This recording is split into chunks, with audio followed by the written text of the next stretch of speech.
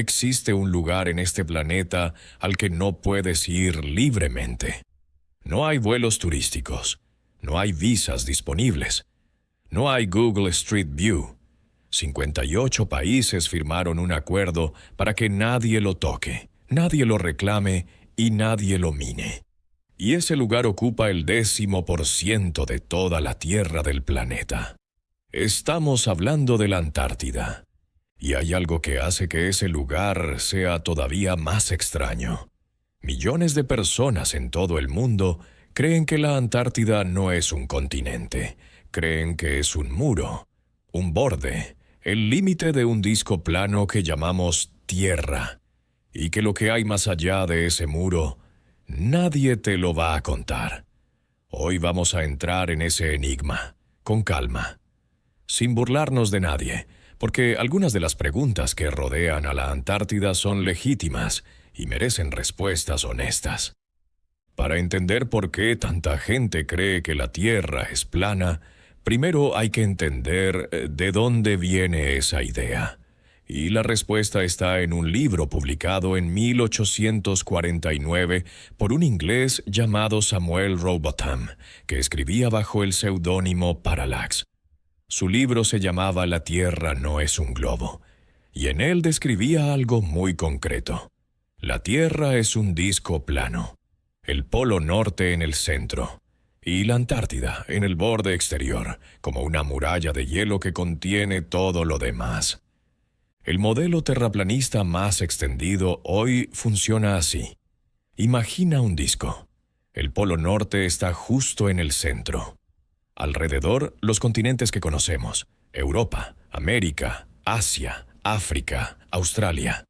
Y en el borde exterior de todo ese disco, una muralla de hielo de decenas de metros de altura.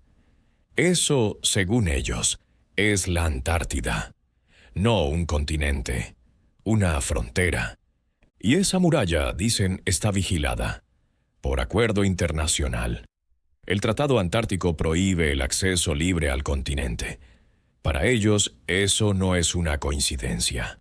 Es la confirmación de que algo se está ocultando detrás del hielo. Si no hubiera nada que esconder, ¿por qué restringir el acceso al único continente del planeta sin dueño ni habitantes? El mapa que más usan los terraplanistas para argumentar su punto es exactamente el logo de la ONU. Y sí, si lo miras con atención, el logo de la ONU es una proyección azimutal equidistante centrada en el Polo Norte, rodeada por una especie de borde. Visualmente parece el mapa de la Tierra plana. Pero hay una explicación técnica. Esa proyección existe desde el siglo XVI y sirve para representar distancias reales en un mapa bidimensional. No es evidencia de nada oculto. Es geometría. Pero sigamos dentro de la lógica terraplanista un momento más, porque hay algo que la hace psicológicamente poderosa. Si la Tierra fuera plana y todo fuera una mentira coordinada, necesitarías que miles de pilotos, científicos, astronautas, militares, meteorólogos y cartógrafos de 190 países distintos guardasen silencio durante siglos, sin que nadie hablara, sin una sola filtración real. Eso, en sí mismo, ya requiere más fe que cualquier teoría científica. Ahora bien, dejemos la Tierra plana un momento, porque la Antártida, como continente real, tiene misterios propios que no necesitan ninguna conspiración para ser fascinantes. Y esos misterios son los que dan combustible real a todas las teorías. Empecemos por el Tratado Antártico. En 1959, 12 países se sentaron en Washington y firmaron el Tratado Antártico. Hoy lo han firmado 58 naciones. El tratado dice 3 cosas principales. La Antártida es exclusivamente para fines pacíficos. Nadie puede reclamarla como territorio propio, y toda investigación militar está prohibida.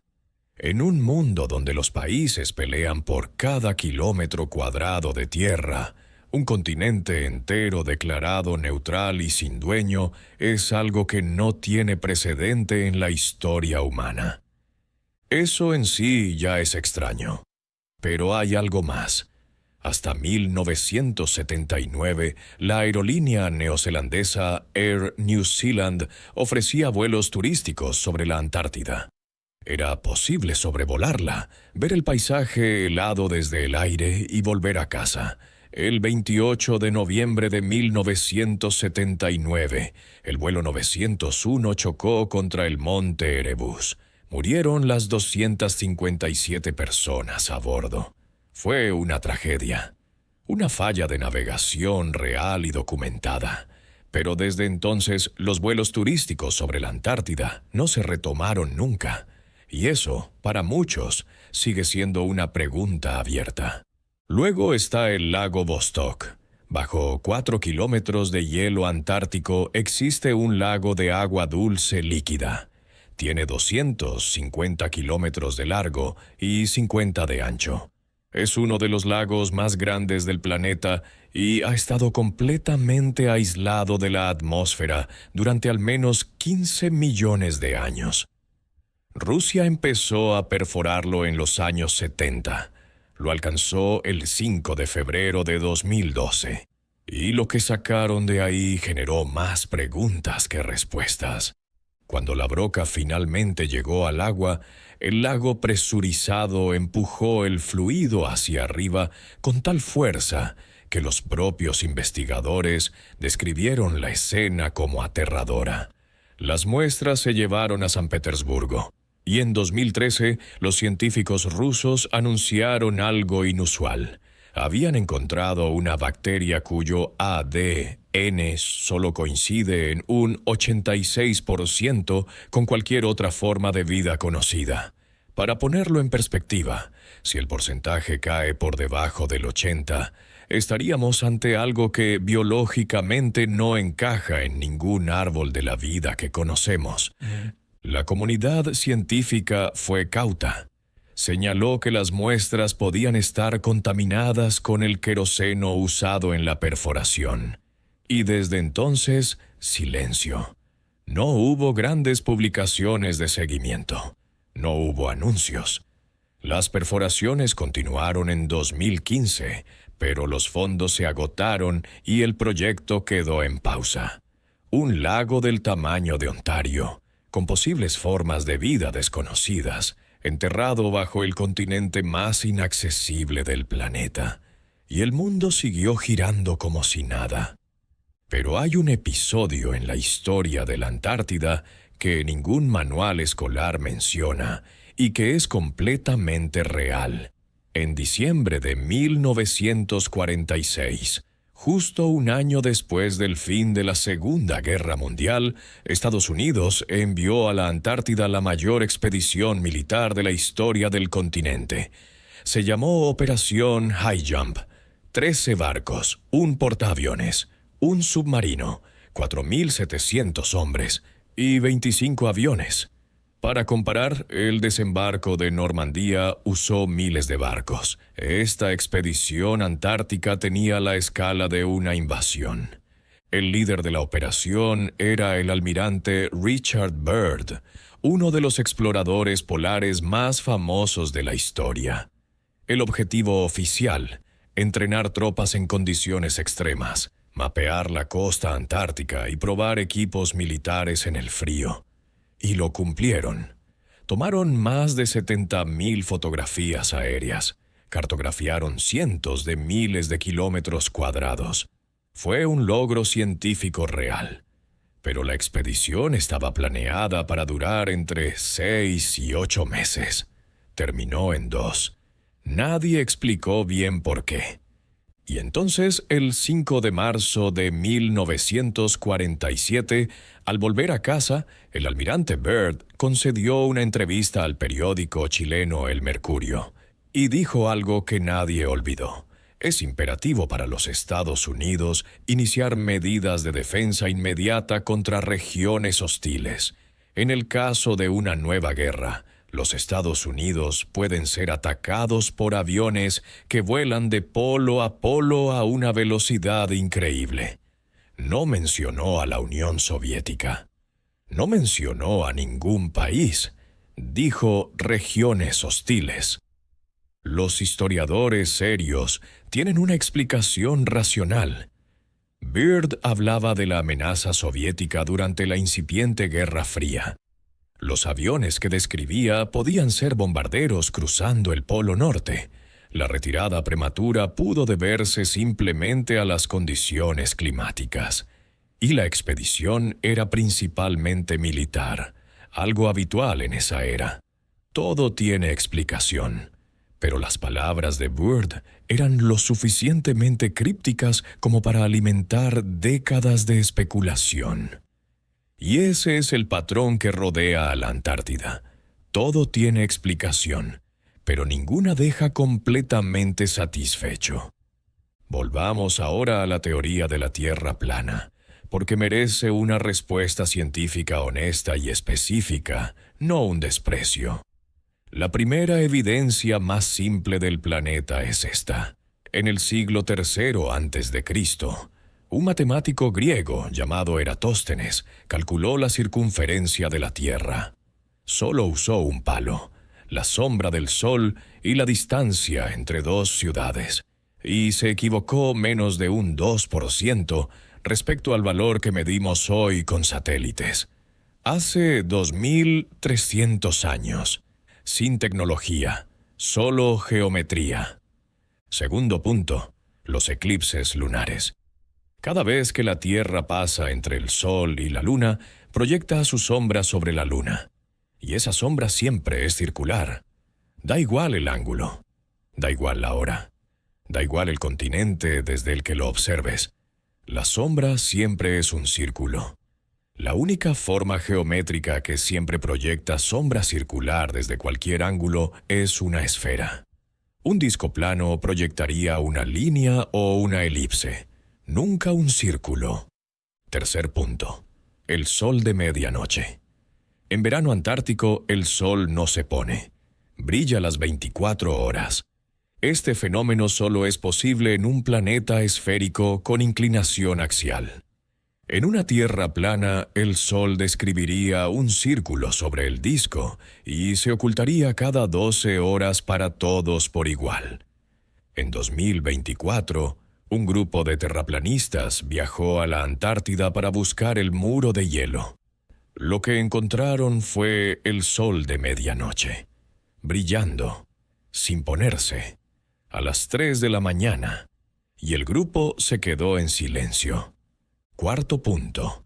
Las rutas aéreas del hemisferio sur. Si la Tierra fuera un disco plano con el Polo Norte en el centro, los vuelos entre ciudades del hemisferio sur serían absurdamente largos. Un vuelo de Johannesburgo a Sydney, por ejemplo, tendría que cruzar todo el disco pasando por Europa y Asia. Debería durar 30 horas. Dura 12, en línea directa por el sur. Ese vuelo existe. Los pilotos lo hacen. Los pasajeros lo toman. No hay forma de explicarlo en un disco plano. Quinto punto. La muralla de hielo no puede existir físicamente. Un glaciólogo del Instituto Argentino de Glaciología lo explicó de forma muy clara. Una pared de hielo sin tierra debajo colapsa. El hielo fluye. Es un material que se mueve. No puede sostenerse solo sin una estructura de roca que lo ancle. La Antártida es un continente de roca sólida, cubierto por capas de hielo. Las imágenes de radar de penetración lo confirman. No hay muro, hay montañas, valles, volcanes y un lago gigante. Entonces, si hay tantas evidencias en contra, ¿por qué millones de personas siguen creyendo que la Tierra es plana? La respuesta no está en los datos, está en la psicología. Vivimos en una era de desconfianza institucional legítima. Los gobiernos han mentido. Las farmacéuticas han ocultado datos. Los medios han manipulado información. Eso es real y está documentado. Y cuando alguien ha aprendido que las instituciones mienten, empezar a cuestionar todo tiene una lógica emocional muy comprensible. El problema no es dudar. Dudar es sano, es necesario. El problema es cuando el escepticismo se convierte en una identidad, cuando cuestionar el consenso se siente tan bien que ya no importa si los datos lo apoyan o no, cuando la conspiración en sí misma se vuelve más satisfactoria que cualquier explicación real. Los psicólogos lo llaman pensamiento ilusorio de control. La sensación de que si la verdad es oscura y compleja, tú eres especial por verla. Y eso es muy difícil de combatir con datos. Y sin embargo, hay algo valioso en la actitud terraplanista que nadie debería descartar. La curiosidad radical. La disposición a preguntar por qué. A no aceptar explicaciones que no se entienden. A exigir que la ciencia explique, no que simplemente ordene creer. Esa curiosidad, bien dirigida, es exactamente lo que hace avanzar al conocimiento humano. El problema no es la pregunta, es cuando la respuesta viene antes de la investigación. La Antártida, como lugar real, sigue siendo uno de los territorios más fascinantes y menos comprendidos del planeta. Bajo su hielo hay más de 400 lagos subglaciales. Hay volcanes activos. Hay montañas más altas que los Alpes, ocultas bajo kilómetros de nieve. Hay formas de vida que llevan millones de años sin contacto con el exterior. Y hay un tratado firmado por casi 60 naciones que garantiza que ese continente nunca será de nadie, nunca tendrá armas y siempre estará dedicado a la ciencia. En un mundo lleno de guerras territoriales, eso es casi un milagro. Y eso, paradójicamente, es lo más misterioso de todo. No lo que hay oculto debajo del hielo, sino el hecho de que la humanidad, por una vez, decidió que había un lugar que no le pertenecía a nadie, y que esa decisión lleva 65 años manteniéndose, en un planeta que no se pone de acuerdo en casi nada. La Tierra es redonda. Eso está confirmado por miles de años de observaciones, experimentos, vuelos, satélites y física básica. Pero la Antártida sigue guardando secretos reales y seguirá haciéndolo durante mucho tiempo. Quizás por eso nadie puede dejar de hablar de ella.